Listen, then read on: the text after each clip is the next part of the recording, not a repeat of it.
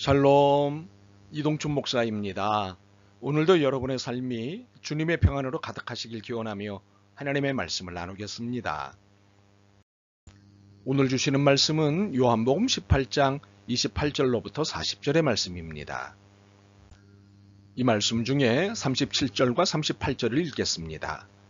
빌라도가 이르되 그러면 내가 왕이 아니냐?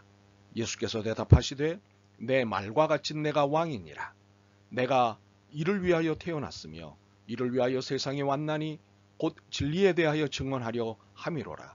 무릇 진리에 속한 자는 내 음성을 듣느니라 하신대 빌라도가 이르되 진리가 무엇이냐 하더라.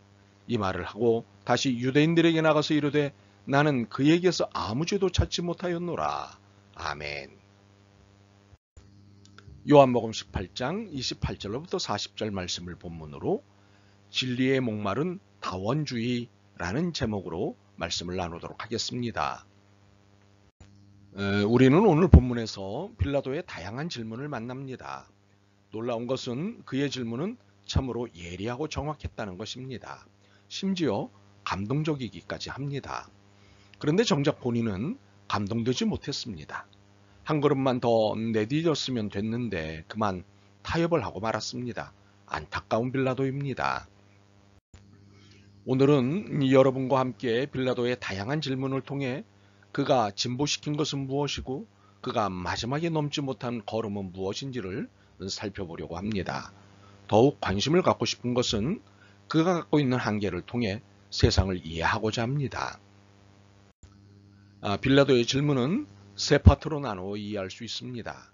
첫째는 유대인을 향한 첫 번째 질문입니다. 둘째는 예수님을 향한 질문입니다. 셋째는 유대인을 향한 두 번째 질문이자 빌라도 자신을 향한 질문입니다. 오늘은 이 중에 빌라도의 첫 번째 질문에 집중하겠습니다.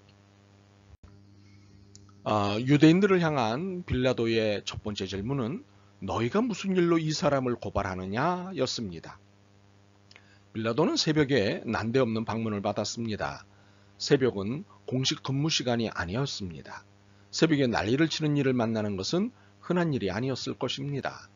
거기다가 빌라도는 관정 밖으로까지 나가서 이 고발건을 접수해야 했습니다.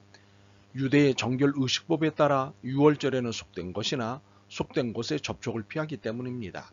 그래서 정결 의식에 부정을 끼치는 속된 곳인 빌라도의 관정에 들어가지 않았고 빌라도는 밖으로 나와 이들의 고발을 접수해야 했습니다. 빌라도의 이 고발은 자신의 새벽을 방해하고 더욱이 밖으로 나오게 한 귀찮은 고발에 불과했습니다. 그래서 관심 없다는 듯 질문을 했습니다. 너희가 무슨 일로 이 사람을 고발하느냐? 사람들은 자신의 일상이 방해받는 것을 싫어합니다. 제게 가끔 여론조사를 하겠다고 전화가 옵니다. 귀찮습니다. 영업을 위한 전화도 옵니다. 정말 귀찮습니다. 도움을 요청하는 전화도 제법 있습니다. 당연히 귀 기울여야 하지만 귀찮을 때가 있습니다. 그래서 던지는 질문이 있습니다. 내 전화번호 어떻게 알았습니까?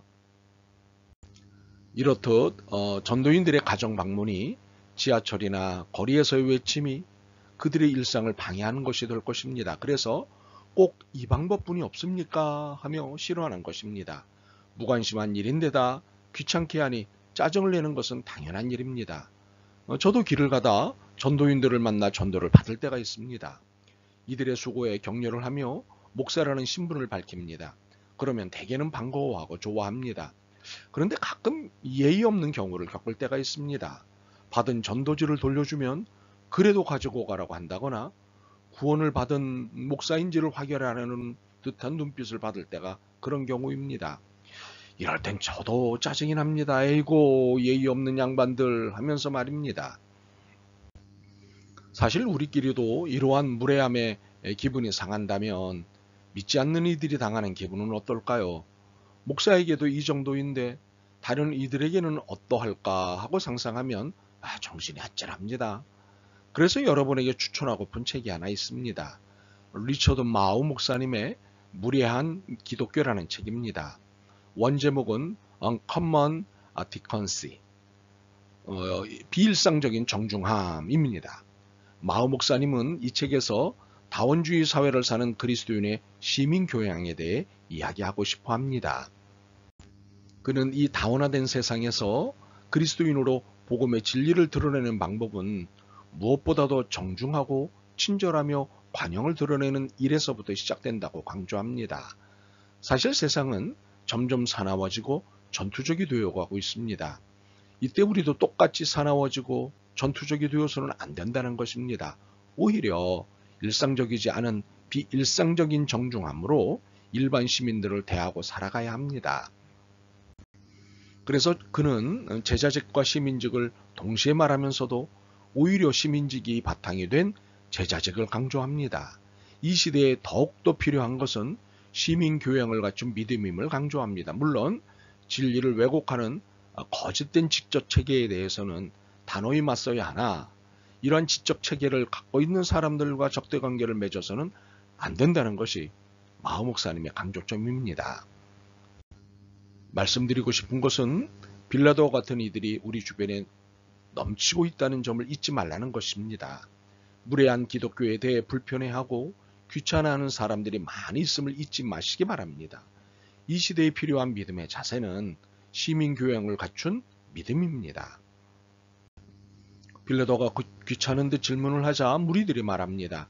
이 사람이 행악자가 아니었더라면 우리가 당신에게 넘기지 아니하였겠나이다. 무리들이 눈치를 챈 것입니다. 그래서 빌라도에게 일침을 가한 것입니다.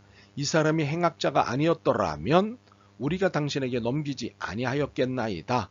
그러니까 예수님을 사회적으로 심각한 무리를 일으킨 사람이라며 이를 심각하게 다루지 않으면 심각한 일이 벌어질 수 있다고 은근한 압력을 넣은 것입니다. 그러나 여전히 귀찮은 빌라도는 너희가 그를 데려다가 너희 법대로 재판하라고 말합니다. 무슨 뜻입니까? 빌라도는 이를 종교적인 문제로 읽은 것입니다. 사실 빌라도는 예수님에 대한 정보를 입수한 상태였습니다. 그는 지극히 정치적인 사람이었기 때문입니다. 자신의 정치적 지위를 유지하기 위해 그는 민감한 이슈들에 대해서는 정보가 밝았습니다. 그렇게 무리들의 고발에 관심 없는 듯 휘말리지 않을 길을 찾은 것입니다. 너희가 그를 데려다가 너희 법대로 재판하라. 그러나 무리들은 빌라도에게 결정적인 주문을 합니다. 우리에게는 사람을 죽이는 권한이 없나이다.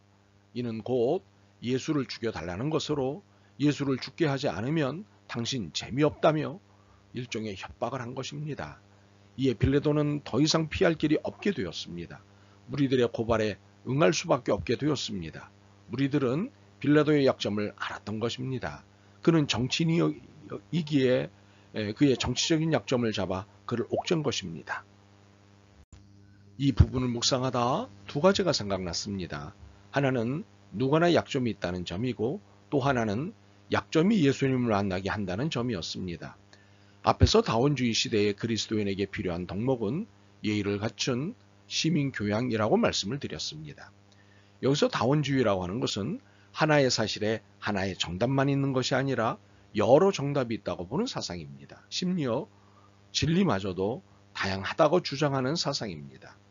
이것이 바로 약점입니다. 다양성을 주장하는 것이 폭넓은 선택을 할 수 있어 좋다는데 실은 이 폭넓은 선택이 함정이자 약점이 되는 것입니다. 선택의 폭이 넓다는 다원주의 시대는 사실은 불쌍한 시대입니다. 옳고 그른 것이 불분명한 시대이고 너무 많은 선택 옵션에 시간이 낭비되는 시대이고 다양함을 일일이 즐기려니 비용이 증가하는 시대이고 자기 확신에 찬 사람들이 너무 많아 무엇이 진짜고 가짜인지 구분하기 어려운 시대이니 이 시대는 불쌍한 시대입니다. 오히려 다양함이 약점이 된 시대입니다. 이 약점은 진리에 대해 목말라 있고 진짜와 옳음에 대해 애타하고 있습니다. 약점 잡힌 빌라도가 예수님을 신문할 수밖에 없게 되었듯이 약점 많은 이 시대는 예수님을 만날 수밖에 없습니다. 어느 시대보다 예수님을 절대로 필요한 시대가 되었습니다. 그러므로 이 시대가 다원주의라고 비방하고 외면하지 않기를 바랍니다. 오히려 심각한 약점에 노출된 불쌍한 시대입니다. 이 시대를 사는 사람들, 불쌍한 사람들입니다. 자신의 약점을 감추려고 사납고 전투적인 것뿐입니다. 이들에게 하나님의 긍휼의 마음을 품고 다가가십시오. 가서 정중하고 친절하고 관용 있게 대하십시오. 그리고 우리를 받아줄 때까지 인내하십시오. 또한 어떤 질문을 하든 진실하게 대답해 주십시오. 그가 감동받을 때까지 말입니다. 아멘. 주님, 다원주의가 풍기는 태도가 못내 불편하고 불안했습니다. 그러나 오히려 다원주의가 불안한 이 시대를 대변하는 것임을 깨달았습니다.